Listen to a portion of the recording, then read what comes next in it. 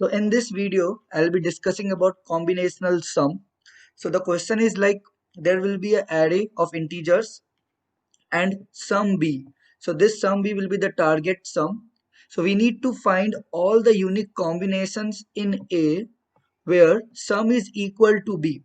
Okay, and the same repeated number may be chosen from A unlimited number of times. So consider this example. The input will be the array having elements 2, 4 and 6. The target sum is 8. So like we need to find out that elements which can be used to make this target sum 8. So we can consider each element unlimited number of times till we reach the target sum, or if target sum is not possible then we need to do backtrack. Okay, so see the output. The output is 2 comma 2 comma 2. So if we add these elements, we'll get our target sum 8. Again see this 2 comma 6 and 4 comma 4. So the output is arranged in a sorted manner. Okay, so the output is arranged in a sorted manner. First 2 with 2, then after that we'll explore 4, then 6. Okay, so like this.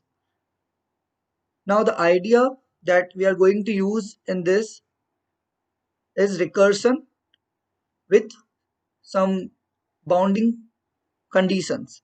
Okay, so there are decisions that we need to take in each step and there are choices available. So the choices are 2, 4 and 6, and decisions that we need to take in each step is like considering those elements which can reach the output as a target sum 8. So we'll be using backtracking. Okay, so first of all I'll explain the recursion tree that will help to solve this problem. So the input array was 2, 4 and 6 and the target sum was 8. Okay, so we'll explore the first element. Like the first element is 2. So first of all we'll explore 2. So in our answer I have taken 2. So 8 minus 2 will be 6. Now again we can take each element unlimited number of times.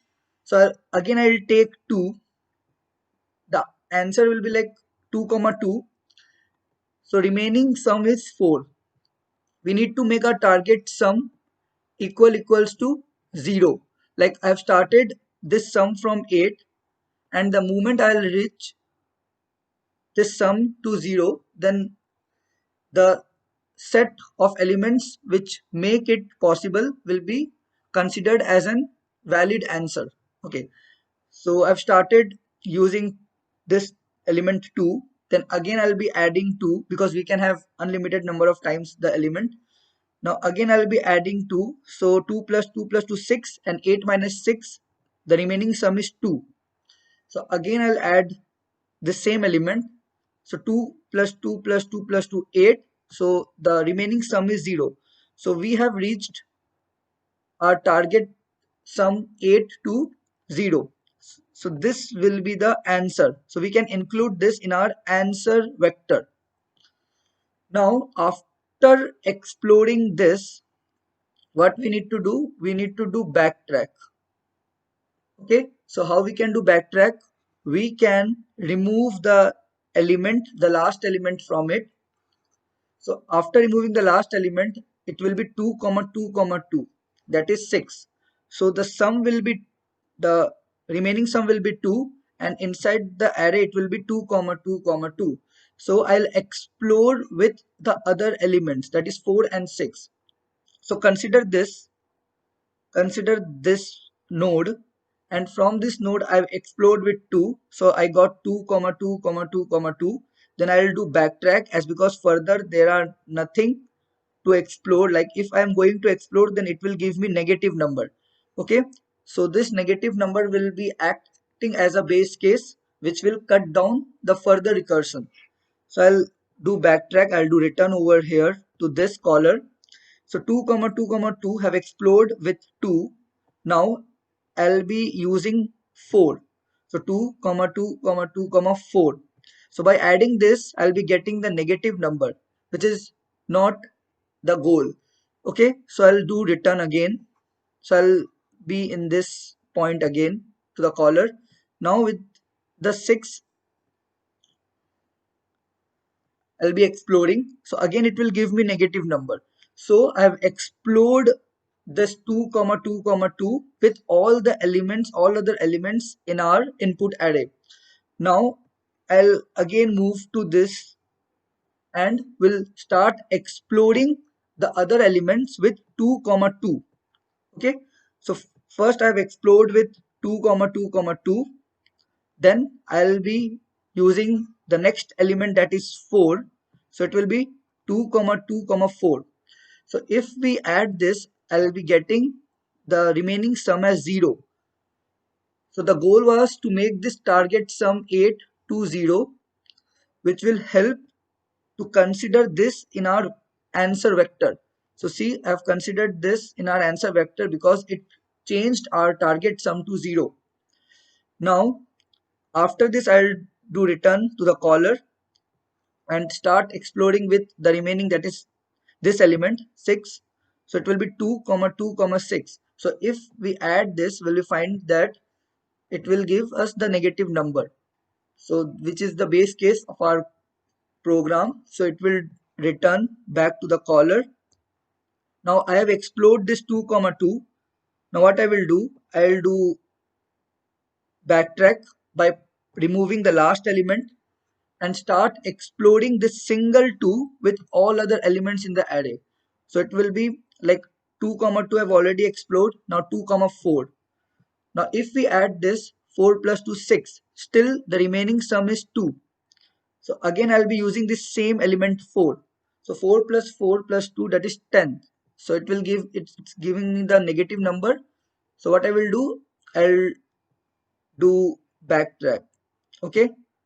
Now from this 2 comma 4, I'll be exploring 2 comma 4 comma 6, which will again give me the negative number. So I'll return to the caller, that is 2 comma 4. So I have explored this 2 comma 4, and again I am going to return to the caller of this 2 comma 4 and start exploring this 2 with the next element, that is 2 comma 6. So this 2 comma 6, if I'm going to add this, it's giving me the target sum 8. So the remaining sum turns to 0. So this will be considered in our vector, answer vector. So I have explored this tree using the first element. Now I'll be exploring with the next element, that is 4. So again I'll be starting by considering this in the vector array 4. So the remaining sum left is 8 minus 4, 4. So I'll include this 4 again. The remaining sum left is 0. It means that this 4 comma 4 will be in our answer vector. No, now after that we'll not explore further because this 4 comma 4 is the last vector that is producing the target sum. So after that I will be returning to the caller of this 4 comma 4, that is 4, and start exploring this 4 again with the next remaining element. So the next remaining element was 6. So it is 4 comma 6. Now it's giving me the negative number. So I'll do return again to the caller, and I have explored this tree using this 4. Okay. Now I'll again do return to the caller of this 4, which was 2, 4 and 6. Now start exploring again by using this 6. So first of all, I have taken this 6. So the remaining sum is 8 minus 6, 2 again. Then I'll use this 6 again. So it's giving me the negative number. It means that this is the base case. If our sum turns to 0, or if our sum is giving the negative number, then what we will do? We will do return to the caller. So again, I'll go to 6, and there's nothing to explore, like we have finished. We have exhausted our choices. So again we'll return back to this. So the answer vector was this. So the main thing is, like, we need to select the first element, start exploring the tree with the help of the first element. Then after that, after getting exhausted with the choices, again return to the caller, then start exploring with the next element and so on. And there will be the base case which will help to consider the result in a answer vector. So this is all about the recursion tree for this combinational sum problem.